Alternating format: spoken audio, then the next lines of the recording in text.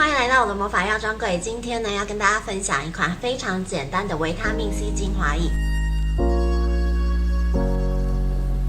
维他命 C 呢，本来就是有美白，然后也有一点祛痘的功效。维他命 C 精华液呢，我大概会用1%的维他命 C。那为什么我不用更多一点呢？其实我有一款维他命 C 的泥膜，连结放在下面。在那款泥膜，我大概是用5到15%，就是看你自己肤质状况的维他命 C。但是精华液呢，因为精华液跟面膜不同，就是面膜的话，你是短暂的敷，可能5到15分钟，然后你就会把它洗掉。精华液呢，基本上你是擦上去以后是不会再把它洗掉，它是会维持在你的皮肤上面的。所以在做精华液的时候，我会把维他命 C 的趴数稍微降低一些。那如果说你的皮肤是比较敏感的话，那我可以建议你甚至可以再减半。那我这次的话会做1%左右。那很简单，我们首先需要的是这个维他命 C。那这一款跟我维他命 C 泥膜的那个维他命 C 是一样的，它这个就是 ascorbic acid，OK，它基本上是100%的维他命 C 的 crystalline powder， 就是它的是一个精粉，白白的维他命 C 粉末。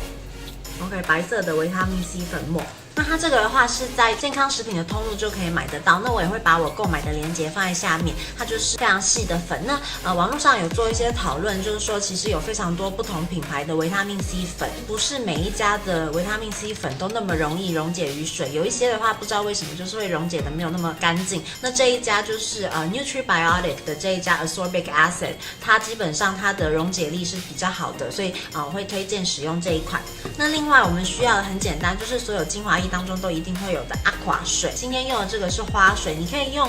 纯水或蒸馏水。那因为这款精华液里面我没有加任何其他的香料，所以花水的那个味道它只是会淡淡的而已。所以今天我用的是薰衣草花水，因为通常维他命 C 的话基本上是比较刺激皮肤一点，因为它是蛮强的一个有效成分，所以我想说用薰衣草的话，它其实是有一点镇静肌肤的效果。那你也可以用像洋甘菊啊这种，就是比较温和一点的这种水。那我今天选的是薰衣草花水，然后再来呢，我会加一点点甘油。OK， 甘油的话呢，它基本上就是一个 humectant， 就是它跟我们的身体上自己会产生的这种组织液呢，基本上是非常非常相近的，所以我会在里面加一点点甘油。OK， 那其实如果说你只要有这3个材料的话，它就是很简单的一款维他命 C 精华液，但是呢，基本上它会有点稀。就是水水的，其实你甚至可以说它是维他命 C 化妆水 ，OK， 就是你可以把它放在喷瓶里面拿来喷。那怎么样可以让它比较像精华液，就是比较滑，然后有一点勾勾的呢？我会加一点点这个 guar gum。OK， 刮耳胶。那刮耳胶的话，它基本上就是可以让这款精华液呢有一点点那个 slip，OK， 就是一个黏滑度在那边。我所谓黏滑度不是说这样黏黏的这样，不是，就是它会有一点这种滑感 ，OK， 所以我们今天会加一点点刮耳胶去增加那个精华液的一点厚度。那因为我另外有做一款就是玻尿酸的精华液，那我也会把链接放在下面。因为之前我有放比较化学一点的成分，就是有使用者说加了那个成分以后，他觉得皮肤有一点点比较容易灼热，所以今天的话呢，我们就用天然一点的这个刮耳胶，然后来增加这个精华液的厚度。OK， 那所有的精华液呢，这种就是尤其是含有甘油的产品里面呢，这种就是粘稠度然后水水的东西里面一定要放这个复方抗菌剂 ，OK， 所以我们今天也会用到它复方抗菌剂，这样的话这个精华液才不会坏。那因为维他命 C 呢，它是很容易氧化的东西，所以你可以看到就是在外面买过一些品牌的维他命 C 保养品，如果它里面真的有维他命 C 的话，其实你放久了，如果说你的瓶盖周围没有擦干净的话，其实它都会变成一个褐色，那其实就是它氧化而已，并不是说它真的完全坏掉，你只要按照它的保存期限去使用就 OK。那只是说我们在保存的时候呢，最好是拿比较深色一点的瓶子，室内会有一些光，那它这样的话它就比较不会被氧化。那当然你不要让它在太高温的地方，然后也不要让它被阳光直射，这样的话它就比较容易坏。不然的话，这款精华液我们做出来应该是完完全全透明的。那如果说它有一点点变成有一点橙色、黄色或者褐色的话，这个状况的话，并不代表它是它坏掉。那如果说你手边没有这样子深色的瓶子的话，没有关系，你自己的透明的瓶子，那你就是可能在外面包一圈纸。其实这样就可以了，或包一圈铝箔纸，然后你就把瓶身包起来，不要让它有光透进去就 OK 了。那这样子深色的玻璃瓶当然是最好的，就是不管是说你要使用啊，或者是什么就是这样滴出来是很简单的。OK， 那我们现在就开始来制作吧。那首先呢，我会先拿一个这样子的小量杯、小烧杯，我会放3/4匙 ，OK， 3/4匙就3个1/4茶匙的这个维他命 C 粉，然后再来呢，我会放1/16茶匙的这个瓜尔胶，这个瓜尔胶我们真的只要一点点。那如果说你手边没有像这样子很小的这种量匙的话，1/16，大概是这样子，1/4是这样子。OK， 就是1/4的一半再一半。那我是建议要有量匙啦。那如果说你真的没有的话，你可以一点一点的放，就是少少的放，然后把它搅一搅，然后你去摸一下那个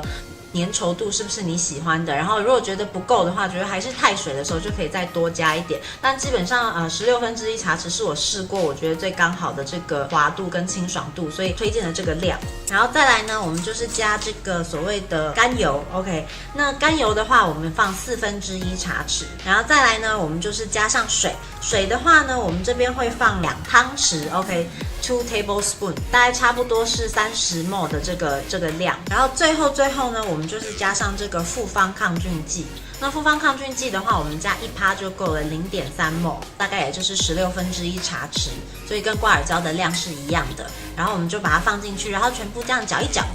基本上就是我们所谓的这个维他命 C 精华液。那这款精华液呢，我们就是把它倒进这个深色的小瓶子里面。那这款精华液呢，通常我不会每天使用，因为如果你有看到就是发了我所有 DIY 的保养品的话，其实我有使用像果酸化妆水啊，然后也有这个维他命 C 泥膜。那这些的话，其实都不适合跟维他命 C 混合着用。就是说，如果你用了一个，就不要用另外一个，不然的话对皮肤来讲就是会太刺激了。所以我会轮着用。比如说我今天知道我要敷这个维他命 C 面膜的时候，那我可能前后2天跟当天的话，我就不会用这款维他命 C 精华液，然后而且我也不会用我的果酸化妆水，我就可能会用花水啊或其他的化妆水稍微喷喷脸，然后完成我的保养步骤，就是不要重复的使用。那如果说我没有要敷面膜的时候呢，然后我就会避开这个我的果酸化妆水，然后我就会搭配花水以后，然后来使用这款精华液。那这款精华液呢，除了可以说祛痘啊，然后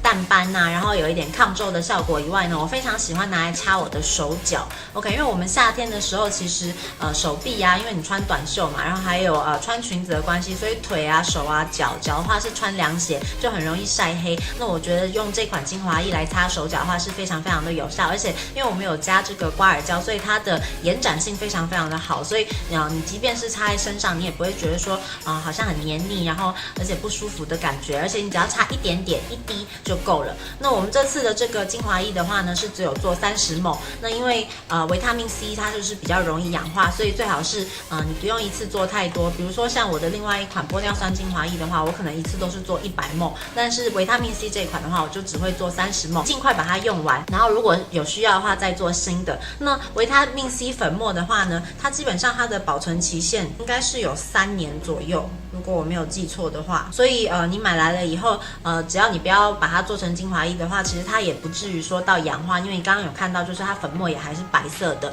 那如果说你真的觉得这么大一罐，它有比较小罐的，这一罐是200克的，那它有比较小罐的。如果你真的觉得这个用不完的话，它本来就是养生的保健食品，所以它是可以吃的 ，OK， 所以它就是酸酸的味道，所以你也可以把它拿来泡果汁啊、泡水啊，直接把它喝掉，所以不用担心这个会坏或者是用不完。OK， 那这个精华液的话就是这个质地，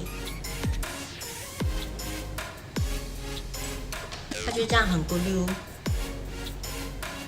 然后非常非常的水润。那这就是我今天分享的很简单的维他命 C 精华液，希望你喜欢今天的分享，不要忘记要订阅我的频道，然后还有更多影片可以继续点选往下看哦，谢谢。